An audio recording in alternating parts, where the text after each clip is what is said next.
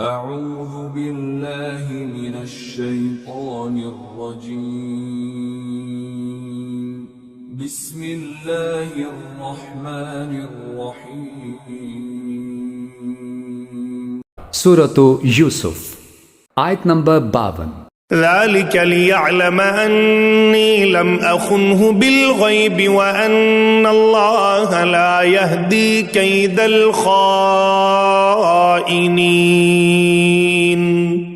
ترجمہ: جب یوسف کو قید خانے میں اس گفتگو کی خبر ملی تو انہوں نے کہا کہ یہ سب کچھ میں نے اس لیے کیا تاکہ عزیز کو یہ بات یقین کے ساتھ معلوم ہو جائے کہ میں نے اس کی غیر موجودگی میں اس کے ساتھ کوئی خیانت نہیں کی، اور یہ بھی کہ جو لوگ خیانت کرتے ہیں اللہ ان کے فریب کو چلنے نہیں دیتا۔ تفسیر: یہ بات غالباً حضرت یوسف علیہ السلام نے اس وقت کہی ہوگی جب قید خانے میں آپ کو تحقیقات کے نتیجے کی خبر دی گئی ہوگی۔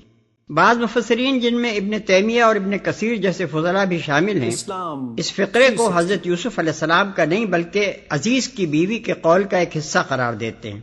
ان کی دلیل یہ ہے کہ یہ فقرہ امرأۃ العزیز کے قول سے متصل آیا ہے اور بیچ میں کوئی لفظ ایسا نہیں ہے جس سے یہ سمجھا جائے انہ لمن الصادقین پر امرأۃ العزیز کی بات ختم ہو گئی اور بات کا کلام حضرت یوسف علیہ السلام کی زبان سے ادا ہوا۔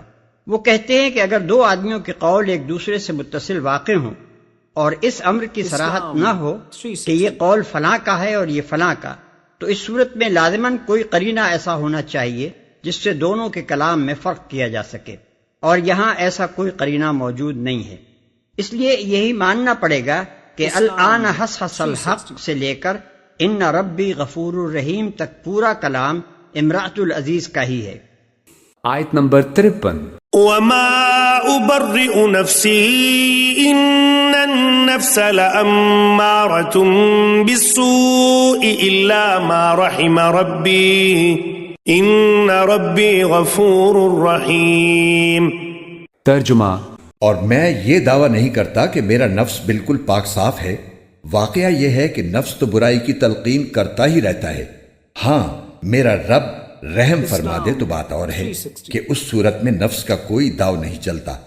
بے شک میرا رب بہت بخشنے والا بڑا مہربان ہے۔ تفسیر: حضرت یوسف علیہ السلام کی تواضع اور ابدیت کا کمال دیکھیے کہ اس موقع پر جب ان کی بے گناہی خود ان عورتوں کے اعتراف سے ثابت ہو گئی، تب بھی اس پر اپنی بڑائی کا مظاہرہ کرنے کے بجائے یہ فرما رہے ہیں کہ میں اس انتہائی خطرناک جال سے جو بچا ہوں اس میں میرا کوئی کمال نہیں، نفس تو میرے پاس بھی ہے جو انسان کو برائی کی تلقین کرتا رہتا ہے، لیکن یہ اللہ تعالیٰ کا رحم و کرم ہے کہ وہ جس کو چاہتا ہے اس کے فریب سے بچا لیتا ہے۔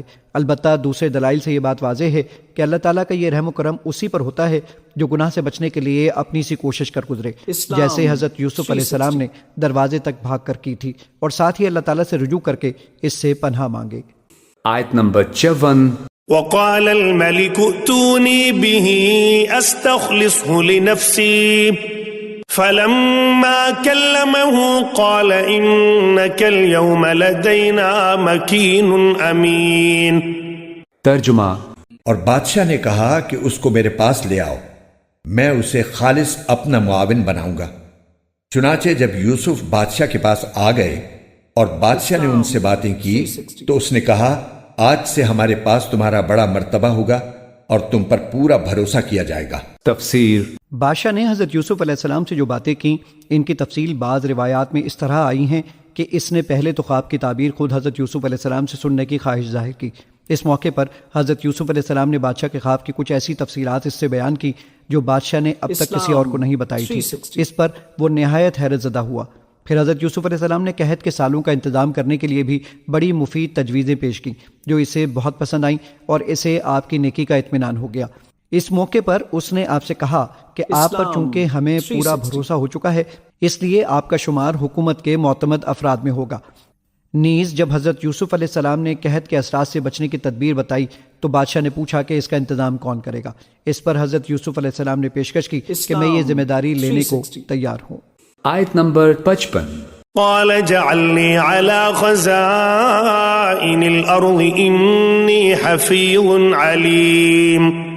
ترجمہ: یوسف نے کہا کہ آپ مجھے ملک کے خزانوں کے انتظام پر مقرر کر دیجئے، یقین رکھیے کہ مجھے حفاظت کرنا خوب آتا ہے اور میں اس کام کا پورا علم رکھتا ہوں۔ تفسیر۔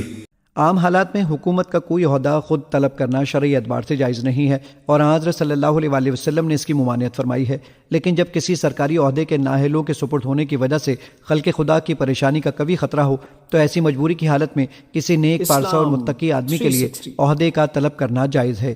یہاں حضرت یوسف علیہ السلام کو اندیشہ تھا کہ قحط کا جو زمانہ آنے والا ہے اس میں لوگوں کے ساتھ ناانصافیاں ہوں گی۔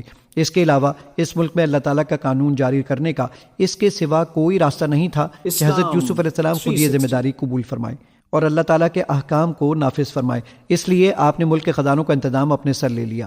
پھر روایات سے معلوم ہوتا ہے کہ رفتہ رفتہ بادشاہ نے حکومت کے سارے اختیارات انہی کے سپرد کر دیے تھے اور وہ پورے ملک کے حکمران بن گئے تھے۔ اور حضرت مجاہد رحمۃ اللہ علیہ کی روایت یہ ہے کہ بادشاہ ان کے ہاتھ پر مسلمان بھی ہو گیا تھا، لہٰذا حضرت یوسف علیہ السلام کا اس ذمہ داری کو قبول کرنا پورے ملک پر اللہ تعالیٰ کا قانون انصاف نافذ ہونے کا ذریعہ بن گیا۔ آیت نمبر 56۔ وَكَذَلِكَ مَكَّنَّا لِيُوسُفَ فِي الْأَرْضِ يَتَبَوَّأُ مِنْهَا حَيْثُ يَشَاءُ نُصِيبُ بِرَحْمَتِنَا مَن نَّشَاءُ وَلَا نُضِيعُ أَجْرَ الْمُحْسِنِينَ۔ ترجمہ۔ اور اس طرح ہم نے یوسف کو ملک میں ایسا اقتدار عطا کیا کہ وہ اس میں جہاں چاہیں اپنا ٹھکانہ بنائیں۔ ہم اپنی رحمت جس کو چاہتے ہیں پہنچاتے ہیں اور نیک لوگوں کے اجر کو ضائع نہیں کرتے۔ تفسیر۔ اس میں جہاں چاہے اپنی جگہ بنائے، یعنی اب ساری سرزمین مصر اس کی تھی، اس کی ہر جگہ کو وہ اپنی جگہ کہہ سکتا تھا، وہاں کوئی گوشہ بھی ایسا نہ رہا تھا جو اس سے روکا جا سکتا ہو۔ یہ گویا اس کامل تسلط اور ہمگیر اقتدار کا بیان ہے جو حضرت یوسف علیہ السلام کو اس ملک پر حاصل تھا۔